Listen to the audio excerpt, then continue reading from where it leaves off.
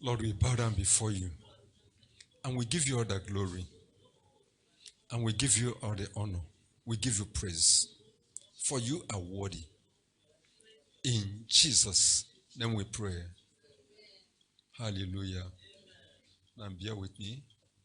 I want all our marriageable or matured sisters and brothers to come out. That's the first thing I want to do here.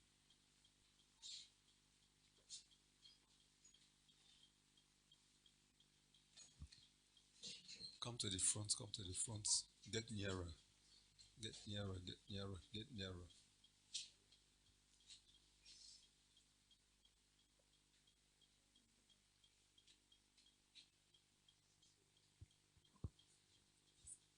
Hallelujah.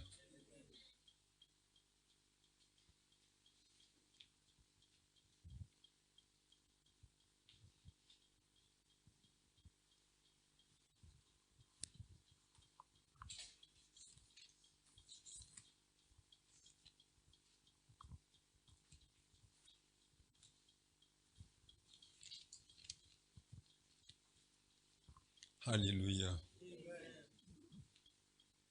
Listen to me when I sat down after the discussion. I'm somebody that is highly confidential.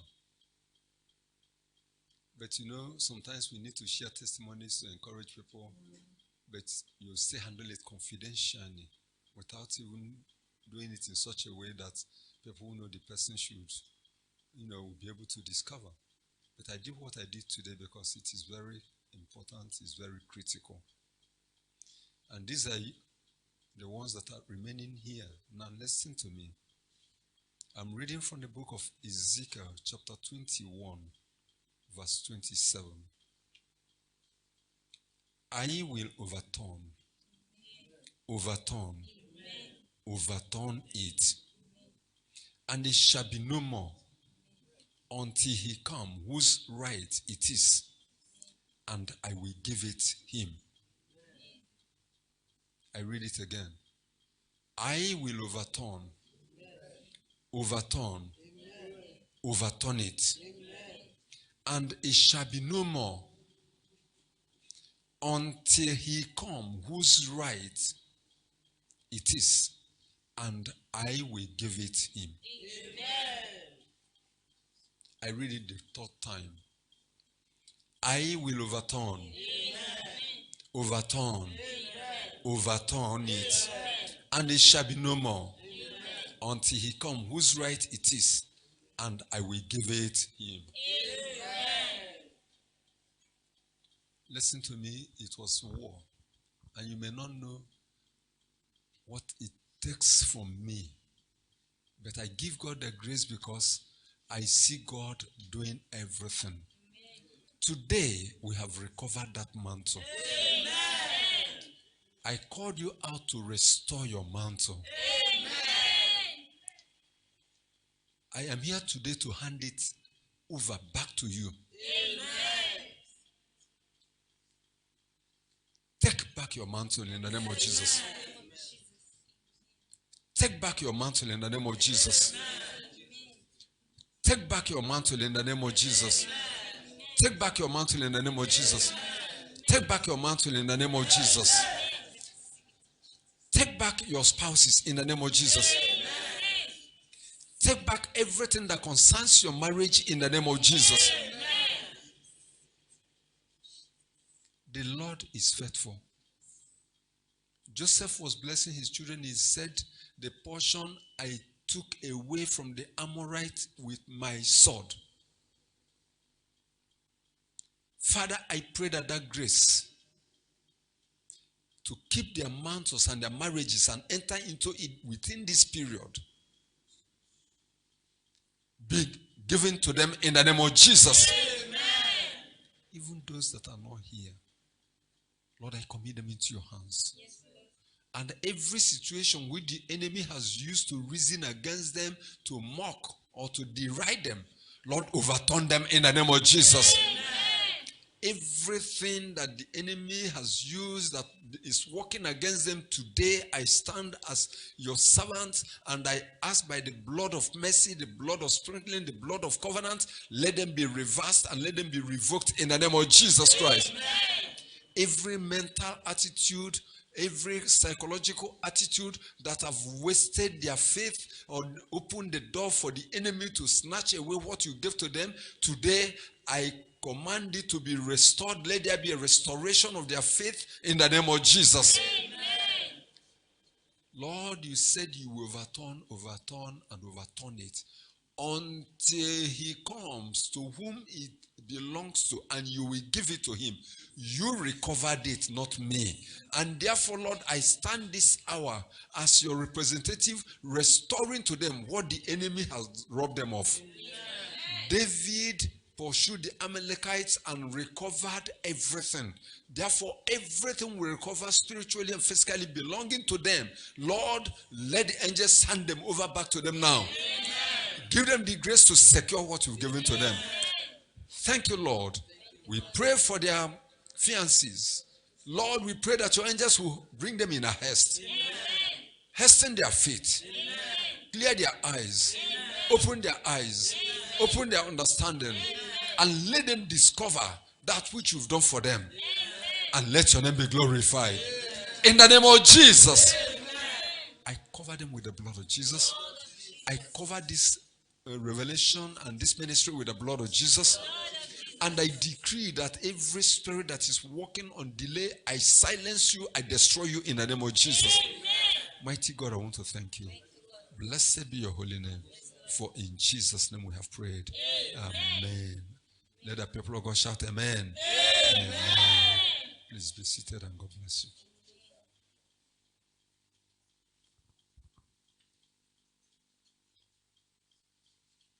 Hallelujah. Hallelujah. Amen. Follow me as we go to the book of Hosea. Hosea chapter 10.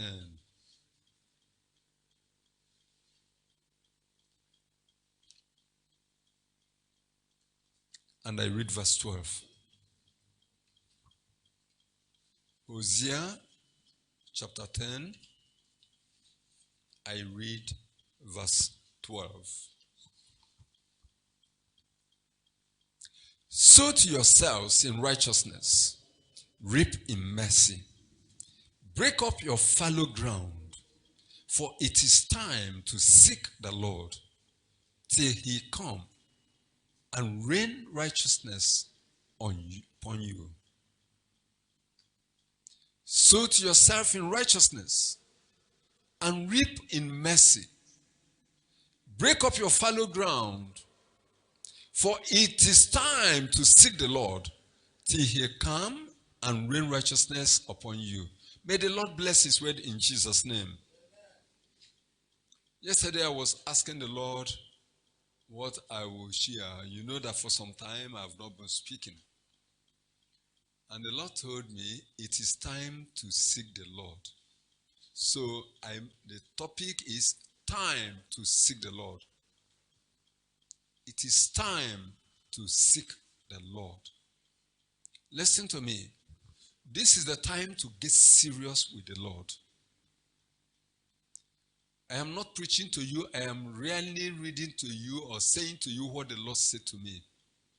This is the time to get serious with the Lord.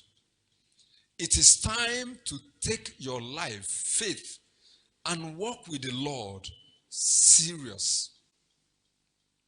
This is also the time to carefully and consciously plan what you are doing, saying, or practicing. It is time to practice righteousness in your dealings and relationships with other people. You should also practice mercy in dealing with those who offend you, or in exacting your dues or rights, because your righteousness will attract God's righteousness, and your mercy will attract God's mercy in your life. Hallelujah. I want to read from the book of Matthew, chapter 5. Matthew, chapter 5. And I take only verses 6 and 7. Blessed are they which do hunger and thirst after righteousness, for they shall be filled. Blessed are the merciful, for they shall be obtain mercy. These are the clear statements, utterances, words of our Lord Jesus Christ. And concerning today, it says, it is time to seek the Lord. Now, if it is time to seek the Lord, what is the Lord trying to tell us? We have listened to what he said specifically, but let us look critically at that passage in Hosea chapter 10, verse 12. When you look at that passage, there are things or issues or points we consider, and I want you to look at and consider also, because they will help you to understand what the Lord is saying to you and to every one of us in this time. It says, sow to yourselves in righteousness. Now, when you look at this passage, it says, sow to yourselves in righteousness. What does it mean? Reap in mercy. When you sow, you will reap. Then it says, break up your fallow ground. For it is time to seek the Lord till he come and rain righteousness upon you. Amen. Listen to me. The time is no more. This is time for us to begin to review, reevaluate things and reassess what we are doing. And like we are told, to become careful and consciously plan what you do or what you are doing, what you are saying, or what you are practicing. That means for you to sow in righteousness, you must consciously, carefully plan what you are saying. When you are speaking, you are sowing. When you listen to the testimony or the confession we listen, the enemy said, look at their attitude or look at their stand of faith, their mental attitude, the way they reason, they think in their minds. You are sowing by the words you are speaking. You are sowing by the things you are doing. If you practice righteousness, you are sowing. If you practice righteousness in dealing with people in your business, you are sowing. And remember that whatever you sow, you will also reap. So what does it mean to sow? Or that sow in righteousness? It means that whatever you want to do, whoever you are relating to or with, you must practice righteousness in your business, in your relationships, in your marriage, at the place of work, and in the community. You must be careful that your words, your actions, your attitude reflects a conscious, careful sowing in righteousness.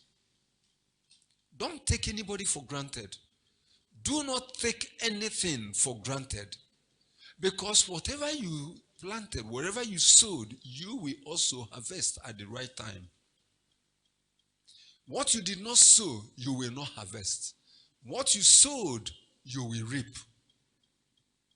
So let us become careful from this time in our walk with the Lord, in your life of faith, in your Christian walk and service, what are you doing for the Lord? What are you working for the Lord? What are you really laboring on or sacrificing for the Lord? In your life, are you sacrificing anything to conform to that image of Christ? Remember, even the Lord said, be ye perfect as your heavenly Father is perfect.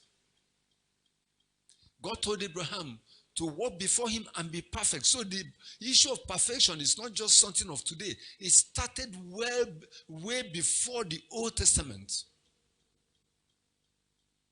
Abraham had no Bible to read. Abraham had no synagogue or temple or place, to go and worship and, be prophesied to. God was speaking to him. He was serving the living God, and God was teaching him his Sunday school and his messages. Abraham was expecting that God by this time would bless him.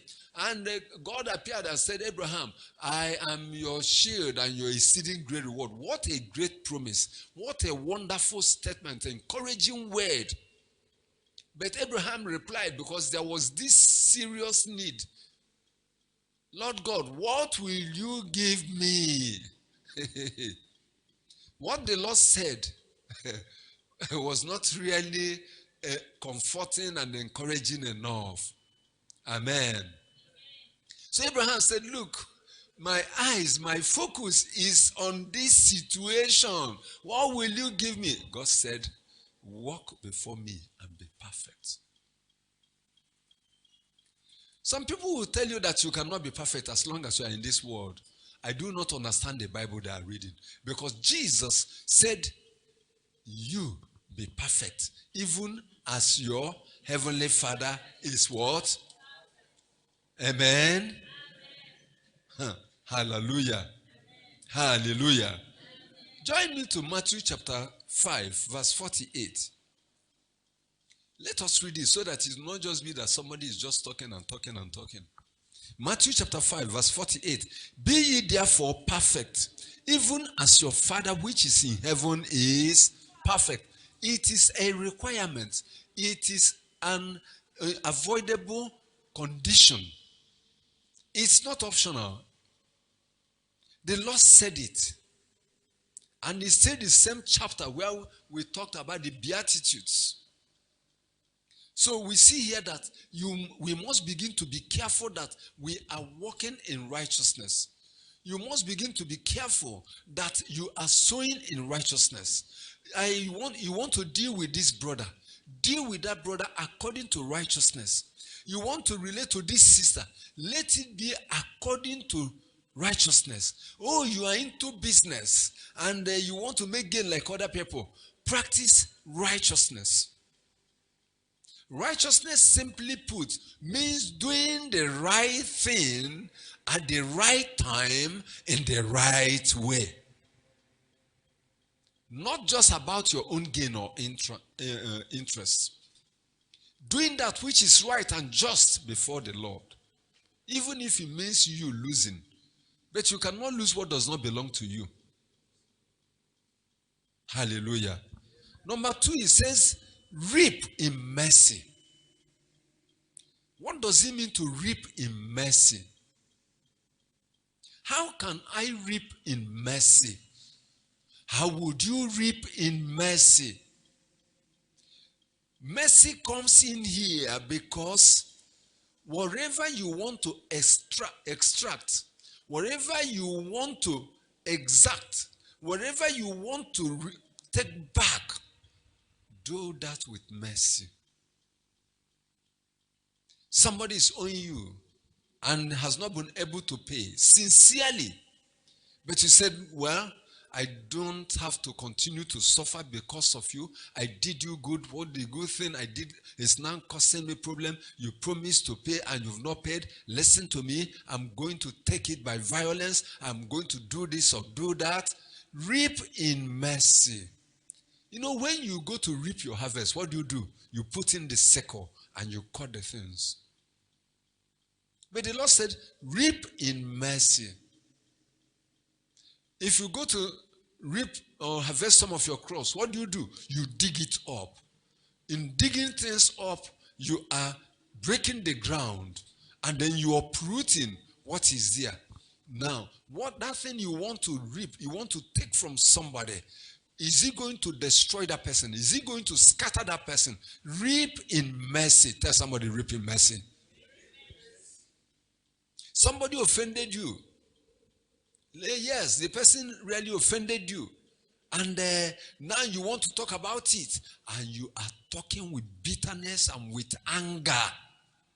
Because the person offended you. Have you not offended somebody? Have you not offended anyone? You feel it's your right to be angry. But anger rests in the bosom of fools. I don't want to be a fool. If you think it's your right to be angry, look at other scriptures about anger. So, whatever you want to do, you have a right to be angry because that person, that sister, that brother, that neighbor offended you. He said, reap in mercy. That revenge you want to take it with mercy. Especially when that person is ignorant and is appealing. Hallelujah. So let mercy, cover.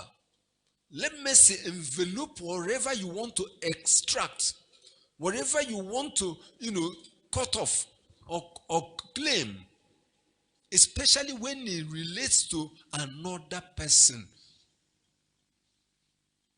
Be considerate. Let the mind of Christ, let the love of God order your actions. Number 3, it says, break up your fallow ground. What does that mean? To break up our fallow ground.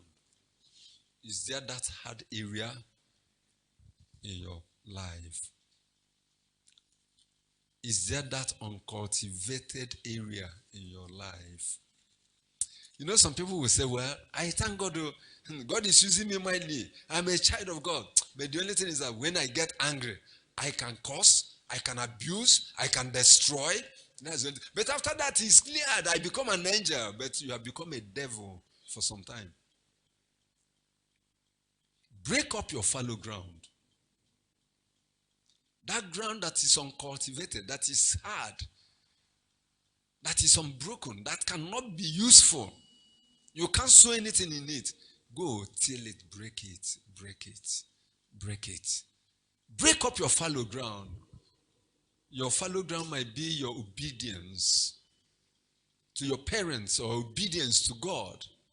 Your fallow ground might be your obedience in the things of God and, in making sacrifices.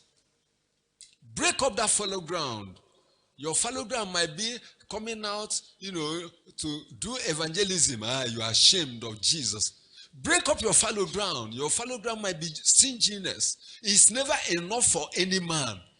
The Bible says there are things that we never say it is enough. The ocean, the barren womb, and the stomach. The more you eat, the more you want to eat. The woman that has never given a bath will be crying and screaming, praying, believing God to have, children. The ocean will never receive water and say the water is enough.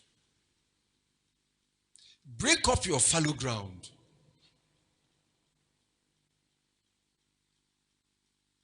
That gray area, that no-go area, that untouchable area of your life, that if anybody crosses that line or touch that area, your eyes will change. Your countenance will become fierce.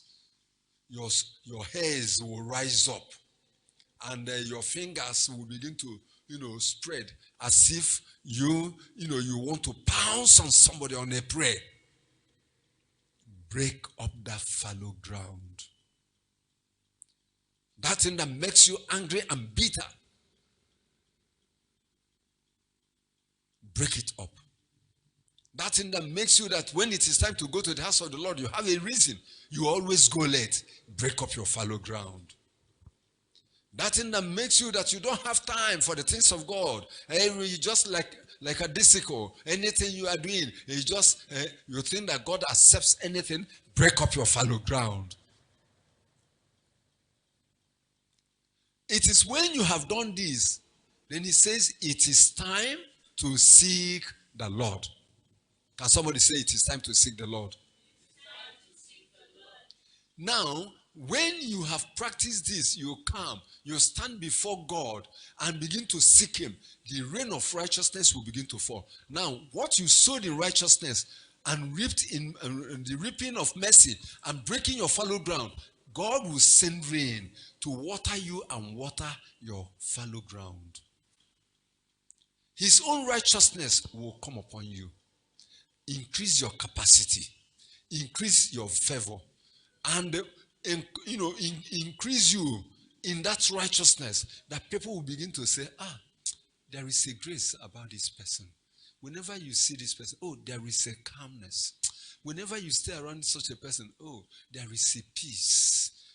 In fact, there is something about this person that is unique, that is different, because he has, sowed in righteousness, reaping in mercy, broken fallow ground, that the rain of righteousness is falling now on the life of such a person.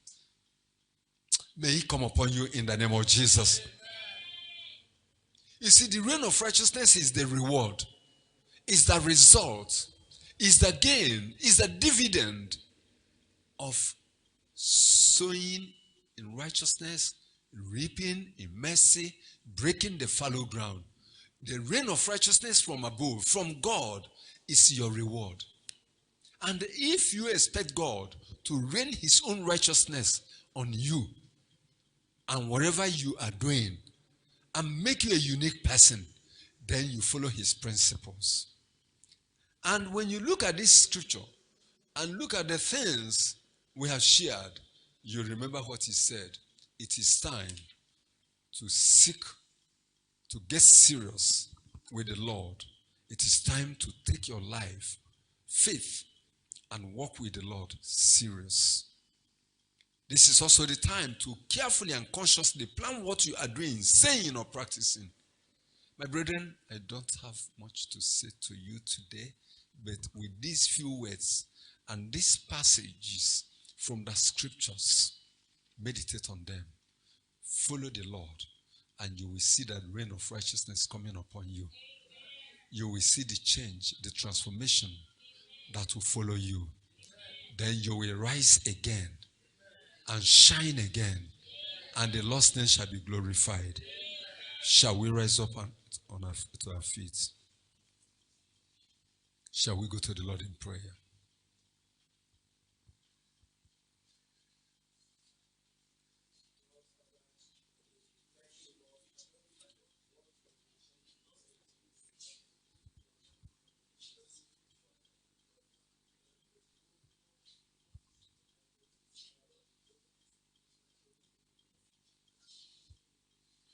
Pray to the Lord and ask the Lord. Make up your mind that from now, you will sow in righteousness.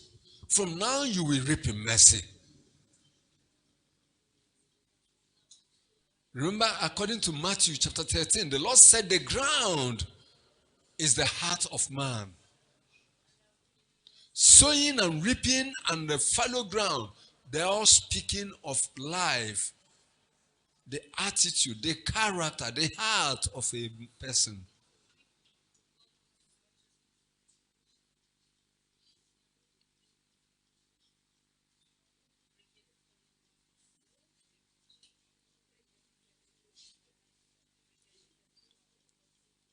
Those areas of your life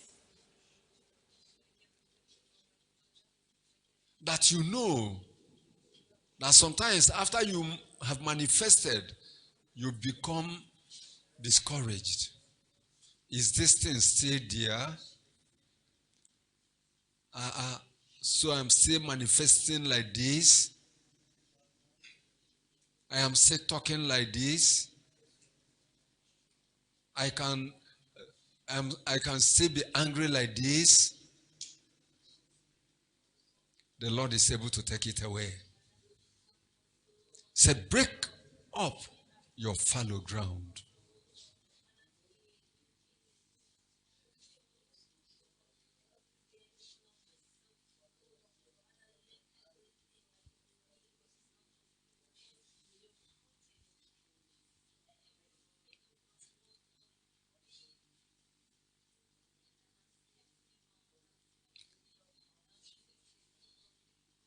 When you talk about perfection, it means that there is no dark area. It cannot be 9/10. For God, it is 10/10.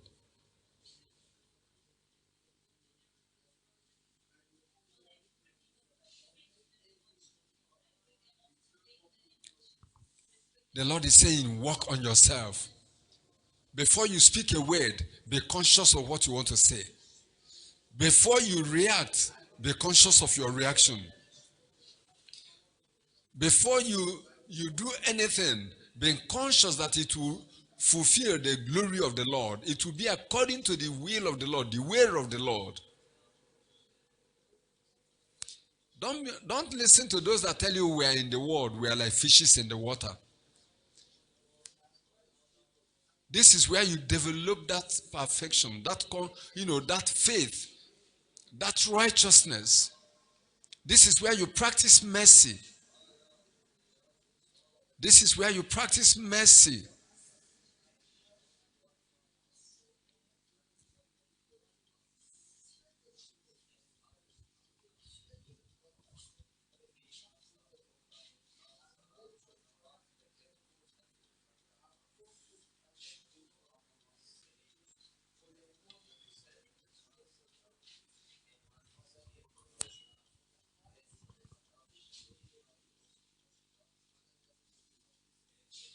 The grace of God is sufficient.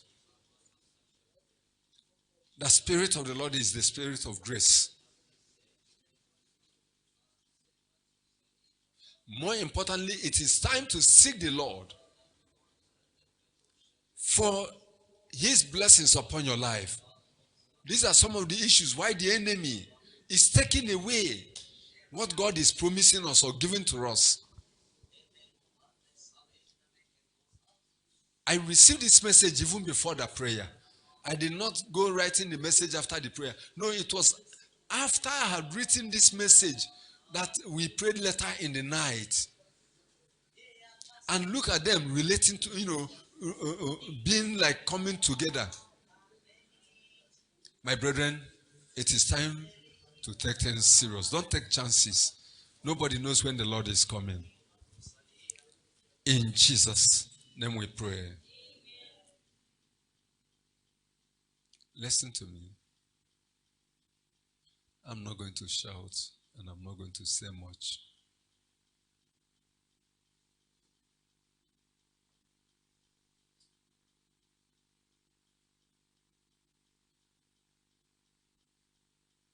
Lord, I pray, let your fire come upon your people.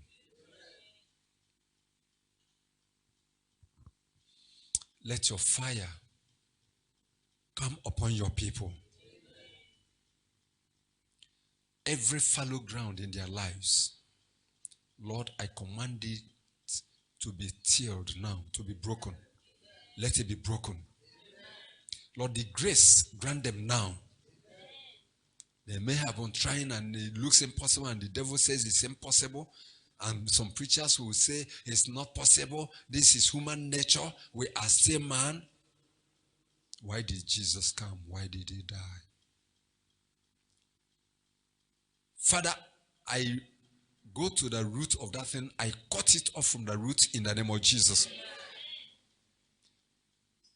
Father, that brother, that thing I'm seeing by the side of the stomach, I speak to it and I command it to be uprooted in the name of Jesus. Anything that is planted in anyone's body, be it sickness, be it affliction, be it demonic infirmity, Lord, I curse them in the name of Jesus. I cut them off in the name of Jesus. Mighty God, I pray for the little one. I pray that their understanding be opened and enlightened. And I am asking, O King of Glory, that every foul spirit that is hovering over them today be arrested and be cut off. You foul spirit, you devouring spirit, I arrest you and I cut off your head in the name of Jesus. Everything you are tampering with in their lives or taking away from them, today I command you to vomit them and die. In the name of Jesus Christ, I release these children. I set them free, most especially this particular one. And I decree this hour, Lord, let your angels bring healing and bring deliverance and turn around in his or her life in the name of Jesus. Lord, I am praying, King of Glory, this new week, this new moment, as your children go out, let new things begin to happen. Amen. Let new grace be found. Amen. Let new favor follow them. Amen. Let your angels, oh my God, minister to your people. Amen. Cast your people to recover all that belongs to them. Amen. In the name of Jesus. Amen. Mighty God, we thank you. I bless and worship your holy name. For in Jesus' name we have prayed. Amen. Let the people of God shout amen. Amen. Let's begin to thank the Lord for what he's done for us. Begin to bless him.